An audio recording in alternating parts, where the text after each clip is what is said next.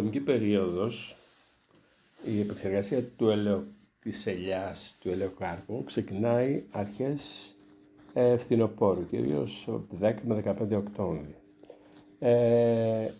Η διαδικασία είναι η εξής. Η παραγωγή, εφόσον οι ελιές έχουν φτάσει σε ένα ικανοποιητικό στάδιο ρήμασης, μαζεύουν τον καρπό τους και τον προσκομίζουν στο ελαιοτριβείο.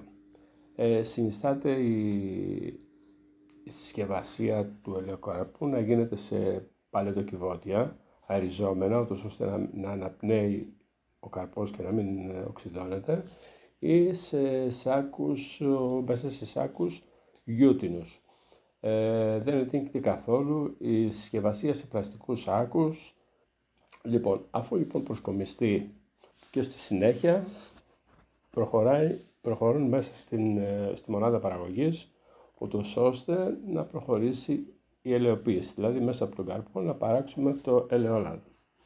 Οι σάκοι ή τα παλαιτοκιβώτια αδειάζονται σε μεγάλες χωάνες και από εκεί στην πορεία προχωρούν.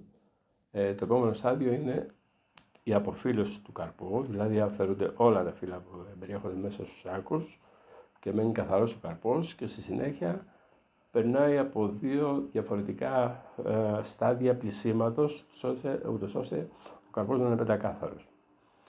Αφού προχωρήσει ο καρπός, στη συνέχεια περνάει από το σπαστήρα, δηλαδή σπάει ο καρπός.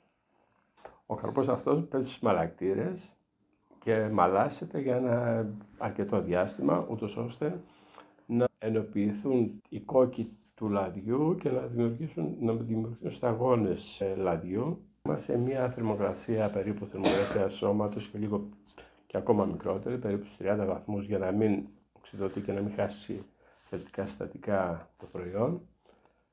Οδηγείται στα φυγοκεντρικά μηχανήματα, τα οποία με τη φυγοκέντρηση γίνεται ο διαχωρισμός λόγω του ειδικού βάρους του λαδιού, το οποίο είναι μικρότερο από το νερό.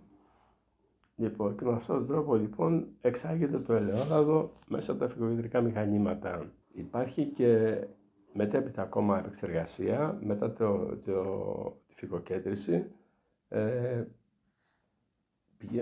Προχωράει το ελαιόλαδο με αντλίες, πάει σε διαχωριστήρες, ώστε γίνεται τελείως καθαρό το λάδι, αφαιρούνται και οι τελευταίες ξένες ουσίες οι οποίες μπορεί να έχουν απομείνει μέσα, και το ελαιόλαδο είναι έτοιμο προς κατανάλωση. Πρέπει να πούμε ότι το ελαιόλαδο είναι από ό,τι φαίνεται, δηλαδή ένα προϊόν, ένα λάδι, το οποίο παράγεται με εντελώς μηχανικές μεθόδους, χωρίς προσθήκη χημικών, χωρίς εκχύληση, χωρίς παρουσία καταλυτών, όπως παράγονται άλλα λάδια, και αυτό κάνει και τη διαφορά όσον αφορά την ποιότητά του.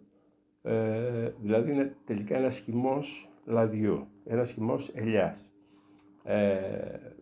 και είναι το μοναδικό λάδι το οποίο μπορεί και εξάγεται κατά αυτόν τον τρόπο, γιατί όλα τα υπόλοιπα λάδια, ό,τι σπορέλαια και οτιδήποτε άλλα λάδια, βγαίνουν με προσθήκη καταλυτών και με χημικούς τρόπους, γι' αυτό και η ποιότητα του ελαιόλαδου δεν συγκρίνεται με άλλα ελαιόλαδα.